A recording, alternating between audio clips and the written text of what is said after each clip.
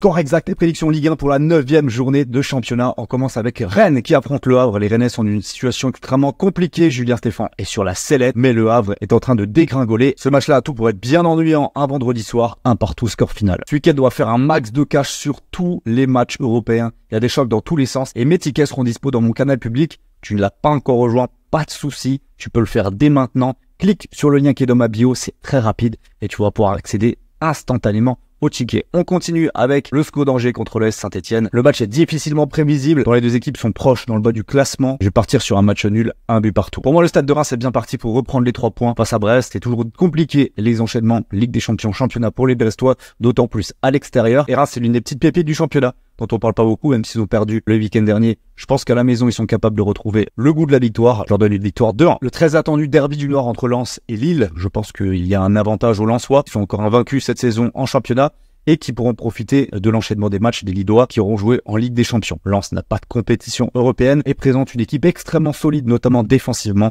Très compliqué de mettre un but aux Lensois. Je les vois pas du tout perdre ce match. Peut-être qu'ils seront contraints au nul, mais j'ai envie de tenter la victoire à Bollaert.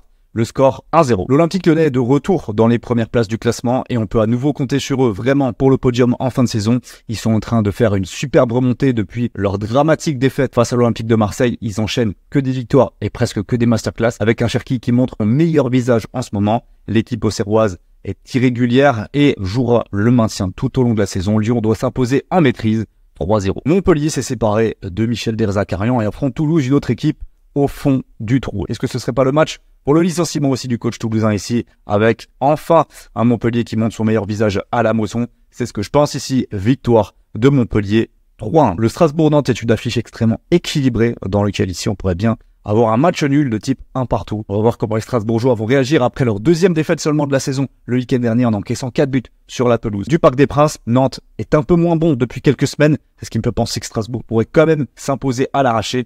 Mais je reste sur l'idée que ce sera un match équilibré, un partout. Le derby de la Côte d'Azur entre Nice et Monaco. Avantage quand même à Monaco, clairement, qui est quasi irréprochable en Ligue 1, qui n'a pas perdu de match encore face à ce Nice extrêmement irrégulier et souvent en manque de réussite. Monaco devrait s'imposer à l'extérieur. Le nul est également une possibilité. Je prends Monaco gagne 2-1. Et on termine avec le Classico Marseille, Paris Saint-Germain. Est-ce que Paris peut tomber pour la première fois dans ce championnat sur la pelouse olympique de Marseille? Un OM qui a démoli Montpellier 5-0 le week-end dernier et qui a repris ses standards intéressants après 2 matchs mauvais contre Angers et contre Strasbourg. Maintenant, dans un choc du haut du classement, il va falloir un match à 110% pour les Marseillais. Ils ont montré que contre les gros cette saison, ils répondaient présents. Contre Lyon en infériorité numérique, contre Nice également. Paris joue bien mais n'a peut-être plus autant de marge par rapport aux autres années face à l'Olympique de Marseille. Ici, je vais tenter un match nul spectaculaire, 2 buts partout. Si t'es encore dans la vidéo, mets un gros like, comme ça on se retrouve demain pour les prochaines prédictions et dis-moi dans les commentaires ce que tu penses de tous les scores et pronos que j'ai donnés. Belle journée à toi, ciao.